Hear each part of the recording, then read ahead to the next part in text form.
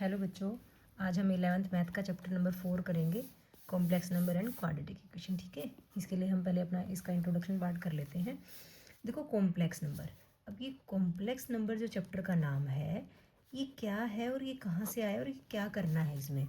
देखो, हम 10th class में इक्वेशंस पढ़ के आए थे ना, क्वाड्रेटिक इक्वेशन, द्विघात समीकरण ax² + bx + c = 0। 4th chapter में पढ़ के आए हो आप ये चीज़ें, है ना। तो जब आप उसको हल करते थे, इक्वेशन की वैल्यू वो सॉल्व करते थे, तो एक्स की वैल्यू निकालते थे, है ना। तो उसमें पूछा जाता था आपसे कि क्या इसके हल निकल सकते हैं, क्या नहीं निकल सकते हैं ना। तो आप उसके लिए डी की वैल्यू निकालते थे। डी की वैल्यू कैसे निकलती थी? b² - 4ac करके निकलती थी। फिर आप देखते थे कि अगर डी की वैल्यू 0 से बड़ी है या 0 के इक्वल है, तो हम बोलते थे कि इसके मूल जो होंगे वो वास्तविक होंगे, रूट्स जो हैं रियल होंगे, बोलते थे ना। ऐसे केस में तुम्हारे क्या होते थे? रूट्स रियल होते थे। वो रियल होते थे तो हम निकाल भी लेते थे, ठीक है। लेकिन अगर डी की वैल्यू <0 आ जाती थी, तो हम बोलते थे रूट्स नोट रियल, ठीक है। हम बोलते थे कि रूट्स रियल नहीं होंगे। ऐसा तो नहीं बोलते थे कि रूट्स नहीं होंगे, हम बोलते थे कि रियल नहीं होंगे। रियल नहीं होंगे तो मीन्स वो क्या होंगे? कॉम्प्लेक्स होंगे। बात समझ में आई आपको? तो यहाँ पे हमें आज वही चीज़ें, उन चीज़ों को ही देखेंगे कि डी की वैल्यू अगर <0 आ जाती है तो हम कैसे निकालते थे चीज़ों को। तो इसके लिए देखो, केस में क्या होता है, डी की वैल्यू मान लिया हम सपोज कर लेते हैं -1 आ जाती है, तो इसका मतलब <0 है। तो जब हम रूट्स निकालते थे ना, मूल निकालते थे, तो फॉर्मूला होता था -b ± √d/2a, या आप ऐसे लिखते थे b -b √ b² - 4ac/2a। लेकिन हमारा d जो है वो माइनस में आ गया, ठीक है। तो यहाँ पे क्या आ गई? डी की वैल्यू -1 है, तो ये √-1 हुआ ना। तो इसको ही हम क्या बोलते हैं? कॉम्प्लेक्स नंबर बोलते हैं, ठीक है। अंडर रूट में माइनस में कोई वैल्यू अगर आती है तो वो क्या होती है? कॉम्प्लेक्स नंबर होती है। अब अंडर रूट -1 को हम इससे डिनोट करते हैं, इसको हम बोलते हैं आयोटा। क्या बोलते हैं?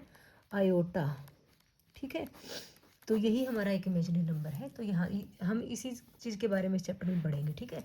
आयोटा, अंडर रूट -1 जो है आयोटा है। अगर मैं आयोटा स्क्वायर की बात करूँ तो यहाँ भी स्क्वायर करेंगे तो वैल्यू क्या हो जाएगी? -1 हो जाएगी। आयोटा स्क्वायर की वैल्यू क्या हो जाएगी? -1, ठीक है। क्लियर है बात? मैं फिर से स्क्वायर करूँ, आयोटा की पावर 4, वो कितना हो जाएगा? -1 का स्क्वायर हो जाएगा, वो जो कि कितना बन जाएगा? 1 बन जाएगा। तो मतलब हमारे पास आयोटा की पावर 4 की वैल्यू कितनी आ जाएगी?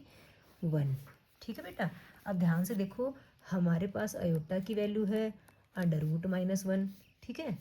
और आयोटा स्क्वायर की वैल्यू कितनी आ गई? -1 आ गई। आयोटा की पावर 4 की वैल्यू कितनी आ गई? +1 आ गया। बीच में क्या रह गया हमारे पास? आयोटा क्यूब रह गया, ठीक है। आयोटा क्यूब कैसे निकाले? आयोटा स्क्वायर को आयोटा से मल्टीप्लाई कर देते हैं, iota square multiply iota. Iota square की वैल्यू कितनी है? -1 है। -1 को आयोटा से किया तो कितना आ गया? माइनस आयोटा आ गया। तो हमारे पास आयोटा क्यूब की वैल्यू आ गई कितनी? आयोटा क्यूब की वैल्यू आ गई माइनस आयोटा, ठीक है। बस ये 4 वैल्यूज़ ही लर्न करनी है आपको, यही हमारे चैप्टर्स में, इस वाले चैप्टर में यूज़ होंगी, ठीक है। समझ में आ गई आपको बात? अब ये कॉम्प्लेक्स नंबर हमने बताया ना कि जो अंडर रूट -1 में वैल्यूज़ होती हैं उनको हम कॉम्प्लेक्स नंबर बोलते हैं। मतलब क्या हुआ कि किसी भी नंबर के पास अगर आयोटा की टर्म है, किसी भी नंबर के पास अगर आयोटा वाली टर्म है, तो हम उस पूरे नंबर को ही कॉम्प्लेक्स नंबर बोलते हैं, ठीक है ना। कॉम्प्लेक्स नंबर को हम z से डिनोट कर लेते हैं। कोई भी कॉम्प्लेक्स नंबर है, हम उसको किससे डिनोट कर लेते हैं? z से डिनोट कर लेते हैं, और उसको हम लिखते हैं कॉम्प्लेक्स नंबर को a + आयोटा b की फॉर्म में लिख लेते हैं, ठीक है। अब हमने कहा जो आयोटा वाला पार्ट होता है वो तो रियल पार्ट नहीं होता, ये रियल पार्ट होता है। तो यहाँ पे हम कहेंगे जो a है वो कैसा पार्ट है? रियल पार्ट है, ठीक है। और आयोटा के पास क्या है? b है, हम उसको बोलते हैं इमेजिनरी पार्ट। क्या बोलते हैं? इमेजिनरी पार्ट, ठीक है बेटा। तो इन दोनों को मिला के जो बना हमारे पास a + आयोटा b, वो हमारा कॉम्प्लेक्स नंबर हो जाता है। बात क्लियर है आपको? ठीक है, यही हमारा इसमें मेन तो कॉम्प्लेक्स नंबर का इंट्रोडक्शन यही है, ठीक है। अब किन्हीं दो कॉम्प्लेक्स नंबर्स को ऐड करना है, कोई दो कॉम्प्लेक्स नंबर इक्वल हैं, किन्हीं को डिफरेंट, किन्हीं का डिफरेंस निकालना है, तो वो कैसे निकालेंगे? देखो, अगर दो कॉम्प्लेक्स नंबर इक्वल अगर है, मैं कहूँ कि a + आयोटा b = 2 + 3 आयोटा है, तो हम कहेंगे रियल पार्ट = रियल पार्ट होता है, और इमेजिनरी पार्ट जो होगा imaginary part equals imaginary part होगा। ठीक है, कैसे कि रियल पार्ट इसका ए है, इसका रियल पार्ट 2 है, तो हम कहेंगे ए इक्वल टू कितना होगा 2 होगा, और इमेजिनरी पार्ट इसका बी है, उधर से इमेजिनरी पार्ट क्या है 3, तो बी इक्वल्स कितना होगा 3 होगा। इस ढंग से हम दो कॉम्प्लेक्स नंबर को अगर इक्वल करते हैं तो रियल पार्ट रियल के इक्वल, इमेजिनरी पार्ट इमेजिनरी के इक्वल होगा। ठीक है, आगे हम बात करते हैं एडिशन की। एडिशन में भी क्या होगा, अगर आप दो कॉम्प्लेक्स नंबर को ऐड कर रहे हो तो रियल में रियल ऐड होगा, ठीक है, और इमेजिनरी में इमेजिनरी पार्ट ऐड होगा। ठीक है, जैसे कि हम कहें 2 + 3 अयोटा प्लस 5 + 6 अयोटा अगर है, तो हम इनको ऐड करेंगे तो कैसे करेंगे, रियल में रियल पार्ट 2 + 5 कितना 7, प्लस इमेजिनरी में इमेजिनरी पार्ट 3 + 6 कितना आ गया 9 अयोटा, तो एडिशन ये हो जाएगी। ठीक है, सेम रूल हमारा किस में रहेगा, सब्ट्रैक्शन में रहेगा। ठीक है, सब्ट्रैक्शन में भी क्या होगा, रियल में से रियल माइनस होगा और इमेजिनरी में से इमेजिनरी माइनस होगा। बिल्कुल सिंपल है ना बेटा, तो ये भी आप कर लोगे। जैसे इसी सम को ले लेते हैं, 2 + 3 अयोटा माइनस करना है 5 + 6 अयोटा, तो 2 में से हम 5 को माइनस करेंगे, 2 - 5 -3 प्लस अयोटा वाले टर्म ऐसे लिख लेते हैं 3 - 6 कितना आ गया -3, तो हम कहेंगे ये -3 अयोटा है, ये हमारा डिफरेंस आ गया। ठीक है, मल्टीप्लिकेशन वैसे ही होगी जैसे आप दो पोलिनोमियल्स वगैरह को मल्टीप्लाई करते हो, ऐसा ही समझ लेते हैं। 2 + 3 अयोटा को हम 5 + 6 अयोटा से मल्टीप्लाई करेंगे, सिंपल मल्टीप्लिकेशन। पहले 2 को इन दोनों से जाके मल्टीप्लाई करके आएंगे, फिर 3 को इन दोनों से करेंगे। ठीक है, 2 को 5 से करो 2 5 = 10, 2 को 6 से करा तो 2 6 = 12 अयोटा। ठीक है, फिर 3 अयोटा की बारी, 3 अयोटा को जब 5 से किया तो कितना आ गया 15 अयोटा, प्लस 3 को 6 से किया 18 अयोटा, को अयोटा से किया तो कितना आ गया अयोटा स्क्वायर। ठीक है, हमने कॉम्प्लेक्स नंबर की बात जब की थी तो हमने उसमें सिर्फ अयोटा लिया था, ना अयोटा स्क्वायर, ना अयोटा क्यूब, ना अयोटा 4। तो ध्यान रखना है हमारे पास अयोटा ही होना चाहिए, पावर 1 ही होनी चाहिए अयोटा की। 1 से ज़्यादा है तो मैंने आपको iota square, iota cube, iota 4 की वैल्यूज़ बताई हैं, आप वो वैल्यू पुट कर सकते हो। ठीक है, यहाँ पे 10 12 अयोटा और 15 अयोटा लाइक टर्म्स हैं। ठीक है, ये जुड़ जाएंगी, 12 + 15 कितना आ गया 27 अयोटा, और अयोटा स्क्वायर की वैल्यू हम पढ़ के आए हैं क्या है -1, ये आ गया -18, तो बन गया 10 - 18 - 8 + 27 अयोटा। इस ढंग से हम इनकी मल्टीप्लिकेशन कर सकते हैं। नेक्स्ट है हमारे पास डिवीजन। अब डिवीजन में क्या करना होता है, किन्हीं दो कॉम्प्लेक्स नंबर को अगर आप डिवाइड करते हो, यही वाले नंबर ले लेते हैं 2 + 3 अयोटा डिवाइड बाई क्या 5 + 6 अयोटा। अब इनको डिवाइड कैसे करेंगे, देखो आप 9th क्लास में 10th में पढ़ के आए हो, नीचे स्क्वायर रूट वाली टर्म्स जो होती है, वर्गमूल की संख्या जब नीचे होती थी तो हम उसको ऐसे नहीं छोड़ते थे, हम क्या करते थे हर का प्रमेयकरण करते थे, रैशनलाइजेशन बोलते हैं जिसको। तो अयोटा में भी ऐसा है, क्योंकि अयोटा की वैल्यू क्या है √-1 है ना, मतलब नीचे अंडर की वैल्यू आ गई, अंडर की टर्म आ गई, अंडर की टर्म अगर नीचे होती है तो हम क्या करते हैं हर का प्रमेयकरण करते हैं। ठीक है, जिसको हम यहाँ बोलते हैं रैशनलाइजेशन। ठीक है, रैशनलाइजेशन मतलब हर का प्रमेयकरण। आप 10वीं में पढ़ के आए हो, हिंदी मीडियम वगैरह में पढ़ के आए होगे तो। ठीक है, तो हर का प्रमेयकरण कैसे करते थे तुम, ऊपर वाला जो टर्म है वो तो वैसे की वैसी लिखी जाएगी, नीचे वाली के लिए क्या करते थे मल्टीप्लाई करते थे।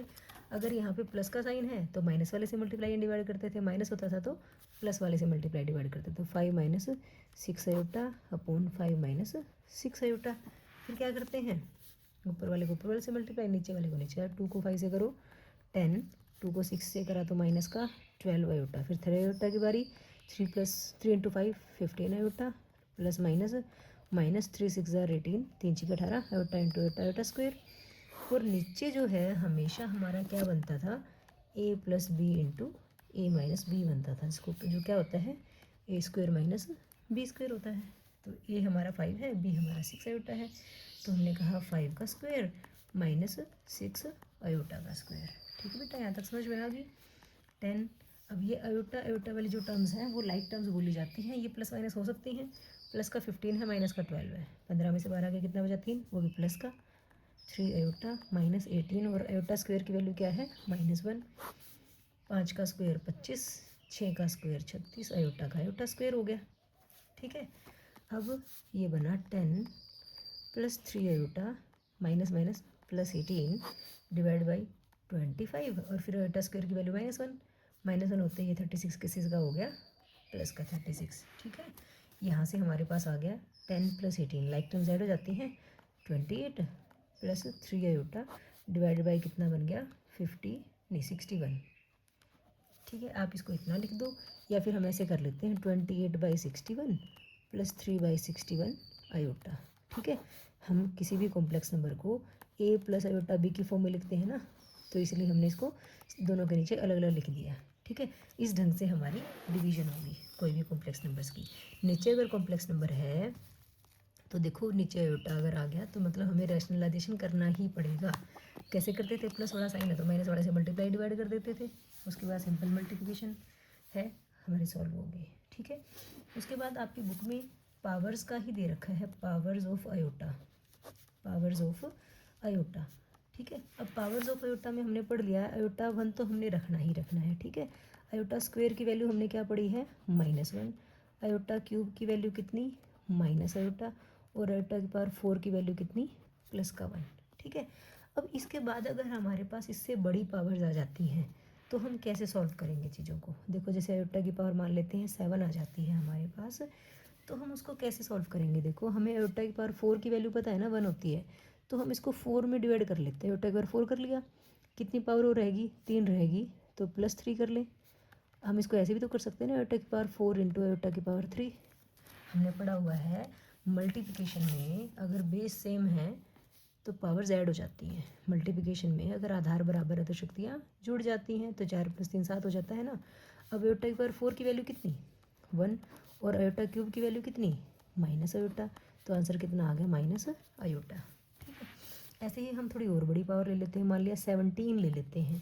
17 को कैसे करें भाई, हम तो आयोटा की पावर 4 में कहा था कन्वर्ट करें, तो ये देख लो कि 4 का मल्टीपल आसपास है क्या 17 के आसपास, 17 के आसपास, 4 4 से 16, तो हम करें आयोटा की पावर 4 की पावर 4, पावर की पावर मल्टीप्लाई हो जाती है, 4 4 से 16 मतलब 4 चौके 16। ठीक है, 16 पावर तो होगी, एक पावर की और जरूरत है तो मल्टीप्लाई में क्या कर लेते हैं आयोटा की पावर 1 लिख लो। ठीक है, होगी 16 और ये 1 पावर। आयोटा की पावर 4 की वैल्यू कितनी आती है 1, 1 की पावर 4 कर लो चाहे 40 कर लो, साथ में आयोटा है, आयोटा की पावर 1 की पावर 4 तो एक ही होएगा, 1 इंटू आयोटा कितना आ गया आयोटा आ गया। आगे बात समझ में। और कुछ पावर ले लेते हैं, मान लिया 30 ले ली हमने पावर। ठीक है, अब हमें देखना है, हमें तो आयोटा की पावर 4 में कन्वर्ट करना है इसको। 4 में कैसे करें, 4 के टेबल में 30 के आसपास कौन सा नंबर आता है 28 आता है, कितने पे 7 पे, 4 7 से 28, पावर की पावर मल्टीप्लाई होती है, इसलिए 28 तो पावर 1 की कितनी पावर हो रहेगी 2 पावर हो रहेगी, तो मल्टीप्लाई में आयोटा की पावर 2 कर देते हैं, क्योंकि आधार बराबर होते हैं तो शक्तियाँ जुड़ जाती हैं, 28 यहाँ पे है 2 यहाँ पे हैं। ठीक है, तो अब आयोटा की पावर 4 की वैल्यू कितनी 1, उसकी पावर 7 रखो चाहे 70 रखो। आयोटा स्क्वायर की वैल्यू कितनी होती है -1 होती है, 1 की पावर 7 तो 1 ही रहेगा, 1 को -1 से किया तो कितना आ गया -1 आ गया। इस ढंग से आप कितनी भी बड़ी आयोटा की पावर हो उसको इजीली सॉल्व कर सकते हो। ठीक है ना, लास्ट टॉपिक इसमें बच जाता है modulus of a complex number, modulus of complex number. ठीक है, अब ये मॉडुलस कैसे, हमने कहा कोई कॉम्प्लेक्स नंबर को हम z = a + आयोटा b की फॉर्म में लेते हैं ना, तो मॉडुलस को हम z ऐसे लिखते हैं। ठीक है, इसको हमने बोला ये क्या है, कैसे पढ़ा जाएगा ये मॉडुलस ऑफ z। ठीक है, अब मॉडुलस ऑफ z होता क्या है, वो होता है √a² + b²। किसी भी कॉम्प्लेक्स नंबर का आपको मॉडुलस निकालना है तो रियल पार्ट का स्क्वायर प्लस इमेजिनरी पार्ट का स्क्वायर। ठीक है, तो हम कोई भी कॉम्प्लेक्स नंबर लेते हैं, मान लिया -2 + 5 आयोटा ले लेते हैं। ठीक है, तो इसका अगर मॉडुलस निकालना होगा तो क्या करेंगे, -2 का स्क्वायर प्लस 5 का स्क्वायर, -2 का स्क्वायर कितना बनेगा 4, 5 का स्क्वायर कितना बनेगा 25, कितना आ गया √29। इस ढंग से हम क्या निकाल सकते हैं मॉडुलस निकाल सकते हैं। नेक्स्ट है हमारे पास conjugate, conjugate of a complex number. अब कॉन्जुगेट कैसे लिखा जाएगा, वही z = a + आयोटा b है। ठीक है, z के ऊपर ये जो बार है ना, इसको हम क्या करेंगे, रेड एज पढ़ा कैसे जाएगा इसको, कॉन्जुगेट ऑफ जेड। ठीक है, अब करा कैसे जाता है, कोई जेड आपको दे रखा है मैट्रिक्स, जेड का अगर हम कॉन्जुगेट करेंगे means A plus iota by B का क्या करेंगे, कॉन्जुगेट करेंगे। कॉन्जुगेट जो है आयोटा वाले पार्ट का साइन चेंज कर देता है। ठीक है, अगर ये प्लस में है तो माइनस हो जाएगा, माइनस में है तो प्लस हो जाएगा, तो ये क्या आ जाएगा, ए माइनस आयोटा बी।